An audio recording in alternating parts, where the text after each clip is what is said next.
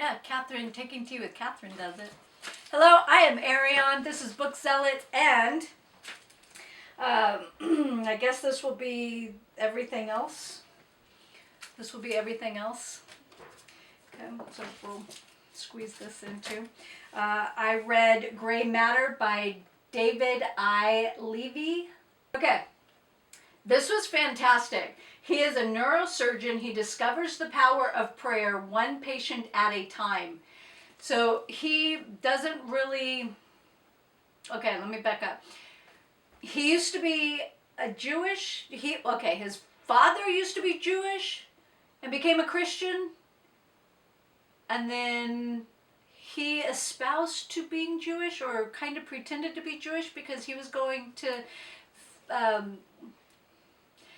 Jewish holidays with one of the doctors, but then the doctor found out that he was actually a Christian and stopped inviting him. I mean, that's just mean. That's just mean. Anyway, this doctor basically will ask a patient, is it okay if I pray for you? Some are very nonchalant about it. Sure, yeah, whatever, doc. Some are, oh yes, absolutely, please, and some are not. Some are, get away from me now. Not many, which kind of surprises me, but good. Anyway, so there's science connections to prayer and our frontal lobe, and I definitely think that if you go into an operation thinking that you are going to come out of it just fine, the results are going to be much better. Your healing is going to be much better than the opposite. If a doctor tells somebody that they have cancer and you're not going to survive, guess what? That person probably is not going to survive. If it's the opposite and the doctor says, yes, you have cancer, however, chances are you'll definitely survive. Mind over matter type situation doesn't work for allergies. I'm just throwing that out there. Anyway.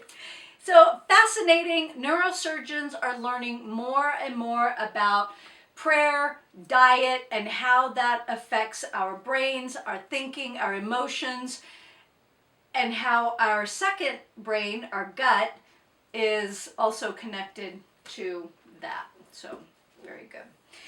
And then I squeezed in the Mothers and Daughters of the Bible, or Speak.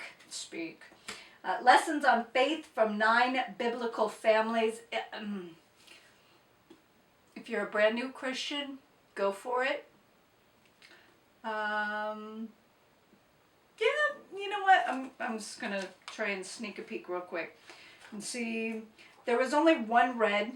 I was impressed that the author actually got the relationship between Esther and Mordecai correct, because a lot of people get that wrong.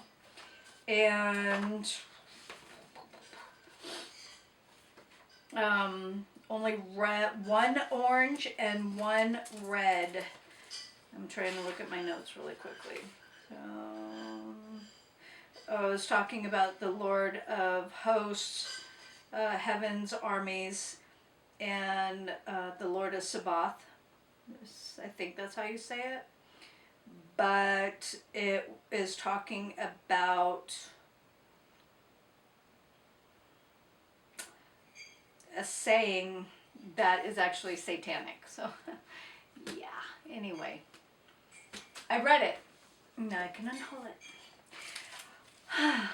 I snuck in another book. Yes, I did. The Devil in the White City by Eric Larson. Murder, Magic, and Madness at the Fair That Changed America. I was not familiar with the White City, the fair that was built in Illinois. I think it was called Jackson Park. This book is basically split up. This is basically 2 books in one, because it talks about the architects involved, how they were hired, how much they were paid, who quit, who didn't want to do it, who was excited about being involved in this White City. But then there's another story about a murderer whom I didn't know about. Prometheus did. I don't know how I missed this. While I was reading about the architects, and I love architecture. I love Chicago architecture. I don't love Chicago, though. That city has gone downhill. Just going to throw that out there. If you live in Chicago, I'm sorry. We have family that lives in Winnetka. Okay.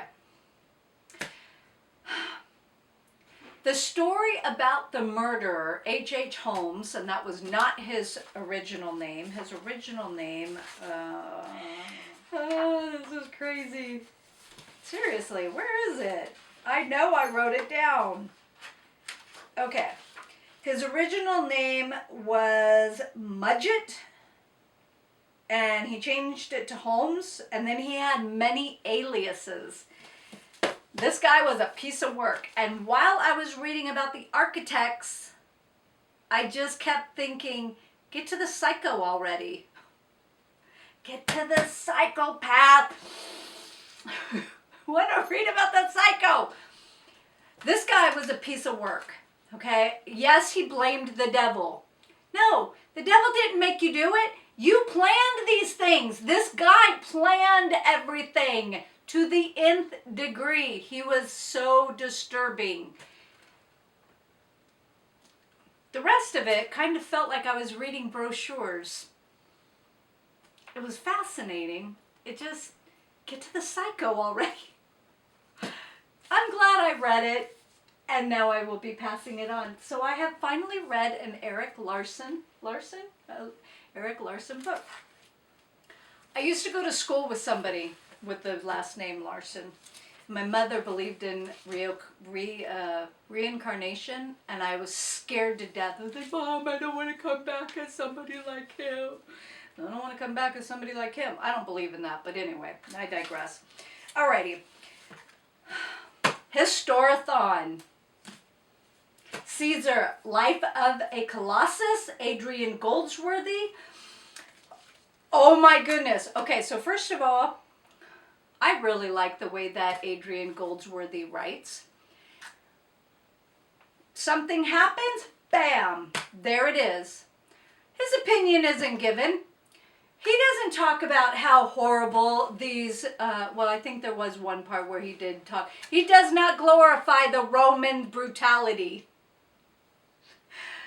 There is something that happened. It was just matter of fact.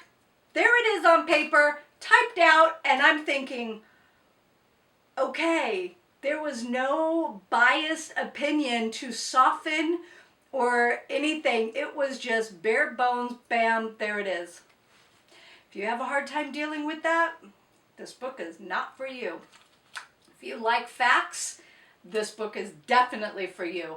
I was impressed. I mean, look at all of the blue and purple. Fantastic. So I wasn't going to write in it. I wasn't going to annotate. And of course I had to. I tried to underline everything in a pencil, lightly. There are lots of detail. I'm trying to find the map. Hang on. Okay. Lots of details about military maneuvering. If you don't like that, I would recommend skipping those sections or maybe not reading it. There were some areas where it was a slog. I was over it. I didn't want to read about his fighting. Okay, his fighting with the Gauls was really interesting because obviously you don't want to fight across a river, and obviously you don't want to fight on a hill. But when he started fighting Pompey, I was just kind of like, I'm over this. I don't care. And then obviously other information. And when there wasn't any, so for instance, if there was a myth, something that we thought was true, he would say, there are no records for that. We can't verify it. It might be true, might not be true. So I liked this. I'm giving it a 5-star. I know. Okay. March of the Mammoths. So first of all, I want to know if you all hate me, because I read one chapter of this and wanted to throw it across the room. What is it? Oh, I'm sorry. It's Middlemarch by George Eliot.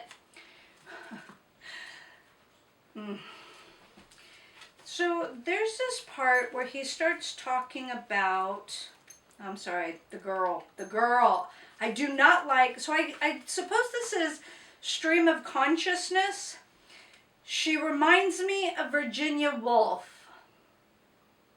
I do not like green eggs and ham. I do not like Virginia Woolf. I do not like stream of consciousness if I don't like being in the head of a ninny. I don't even know what this girl, Dorotha. I'm sorry, I'm trying to find where she was talking about the mouse. One chapter, and oh, I take that back. I did get to chapter 2. I did get to chapter 2. And then there's a lot of information in here that is supposed to be biblical, but it isn't biblically accurate. Oh, I don't know where it's at. If I find it, I'll write. I guess I'll put it on the. I don't know. I don't know where it's at. In any case, she doesn't shut up. If I had to listen to her prattle on for an hour, I would lock her in the attic. Oh, I can actually do that in this house.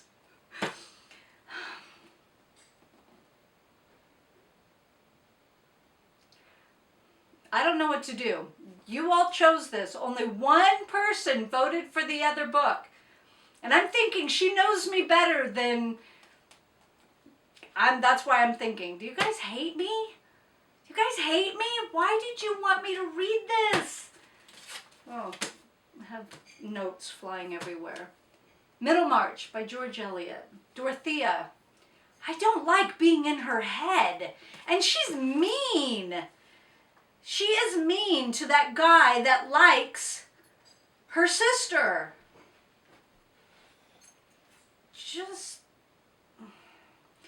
So I want the notes that I guess I stopped at page 27, but on my note for 26, I wrote, nothing pleases this pessimist. She's so mean. I don't like her. Am I supposed to not like her? Am I supposed to hate Dorothea? I don't understand. If I should keep reading this, let me know.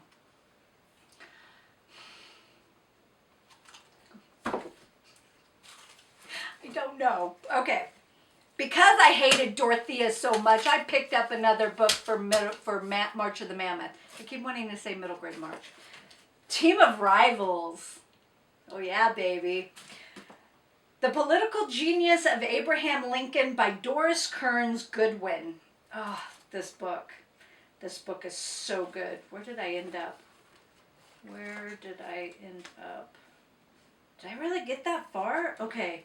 So I got to there. I didn't finish.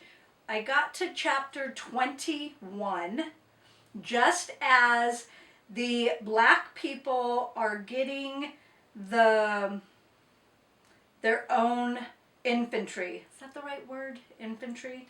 Oh, I'm sorry.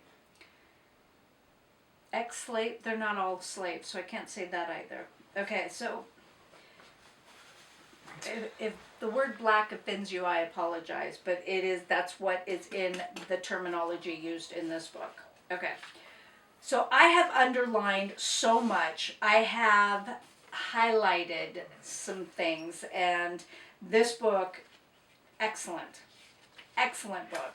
I was a little worried about it at first because I thought it would be the typical narrative, but no.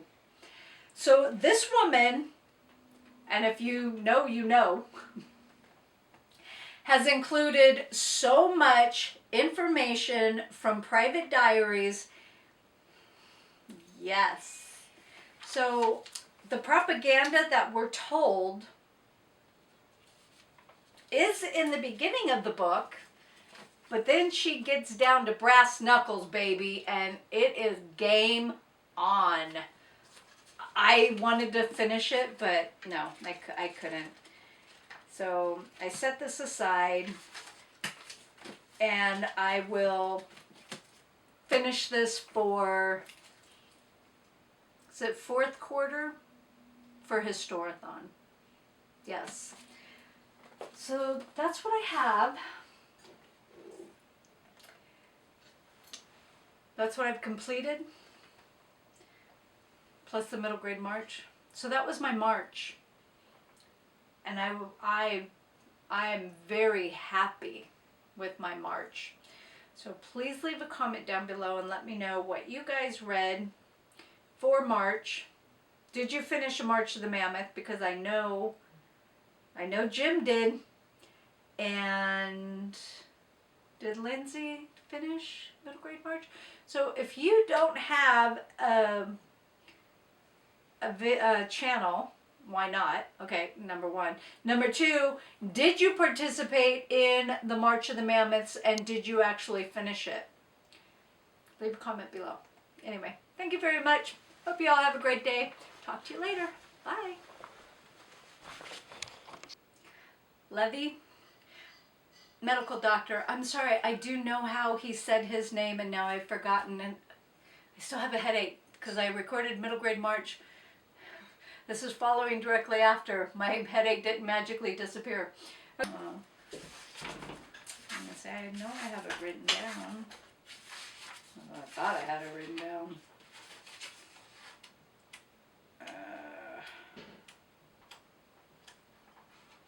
Okay, it must have been in a parallel universe because I don't see it.